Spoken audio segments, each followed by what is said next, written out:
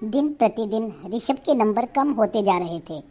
पहले तो वह हर समय टेलीविज़न ही देखता रहता था। जब पेरेंट्स टीचर मीटिंग में पापा को मैडम ने परीक्षा में उसके गिरते हुए नंबरों के बारे में बताया तो उसके टेलीविज़न देखने का टाइम नियंत्रित कर लिया गया। कोरोना के समय में जब सब कुछ ऑनलाइन हो गया था तो ऋषभ को भी पापा ने एक कंप्यूटर दिलवा दिया था। अब उसकी पढ़ाई कंप्यूटर से ही होती थी। ऑनलाइन क्लासेस भी उसे कंप्यूटर से ही अटेंड करनी होती थी। बस यहीं से शुरू हो गया ऋषभ का कार्टून देखने का सफ़र। वह हर समय शिनचैन, नोबिता, सुपरमैन, बैटमैन और भी जाने कौन कौन सी कार्टून फिल्में हर वक्त देखता रहता था। बैटमैन से तो उसे इतना प्यार हो गया था कि वह उसे हर समय अपने पास बैठे हुए भी महसूस कर पाता था। उसका ध्यान फिर से पढ़ाई से हट रहा था और कार्टून की तरफ जा रहा था। लेकिन मम्मी कंप्यूटर तो छीन नहीं सकती थी, क्योंकि पढ़ाई भी तो उससे ही होनी थी। कान में स्पीकर लगाने के कारण आधी बार तो मम्मी को यह भी नहीं पता चलता था कि वह पढ़ रहा है या कि कार्टून देख रहा है।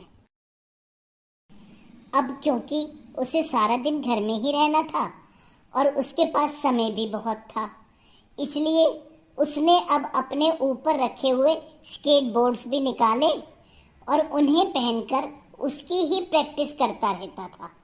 कहीं भी चलते हुए उसे ऐसा महसूस होता था जैसे कि बैटमैन उसके साथ ही चल रहा है। उसने स्केट बोर्ड से अच्छी प्रैक्टिस भी कर ली थी, क्योंकि मम्मी पापा जल्दी उठ जाते थे तो वह भी जल्दी उठकर नीचे जाकर स्केट्स पहनकर इधर उधर घूमता रहता था। कई बार तो उसे ऐसा लगता था जैसे कि वह बैटमैन के साथ रेस लगा रहा है और उसे पता भी नहीं चलता था कि वह छोटी मोटी ऊंचाइयों को अपने स्केट बोर्ड से ही कब कब में पार कर जाता था। उसको पैरों में स्केट्स बोर्ड पहनकर इतना अच्छा चलते हुए देखकर और लड़के भी हैरान हो जाते थे। अब धीरे धीरे और भी बच्चे उठकर पैरों में स्केट्स बोर्ड पहनकर सवेरे सवेरे सैर करने के लिए आने लगे।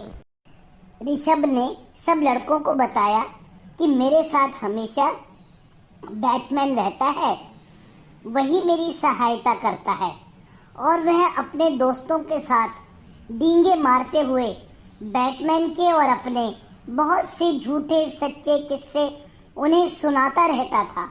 अब उसे ही नहीं अपितु लड़कों को भी विश्वास हो गया था कि ऋषभ की सहायता हमेशा बैटमैन करता है। दोस्तों से प्रोत्साहन पाकर अब वह स्केट्स से करतब भी दिखाता था। मम्मी पापा जब भी उससे पढ़ने के लिए कहते, वह उनके आते ही अपनी पढ़ाई खोलकर बैठ जाता था। तब वह भी चुप हो जाते थे। ऋषभ का फ्लैट 19वीं मंजिल पर था और उसके ऊपर छत थी।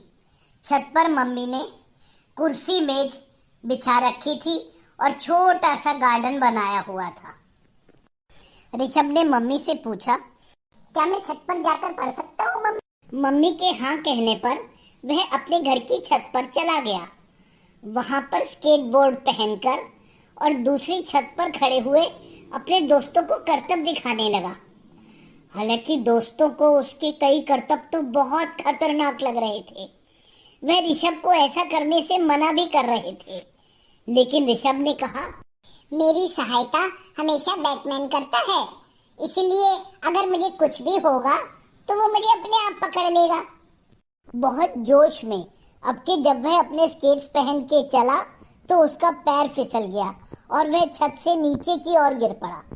उसके हाथ में बालकनी की रेलिंग आ गई थी, जिसको पकड़कर वह जोर जोर से चिल्ला रहा था, बैटमैन बैटमैन बचाओ बचाओ।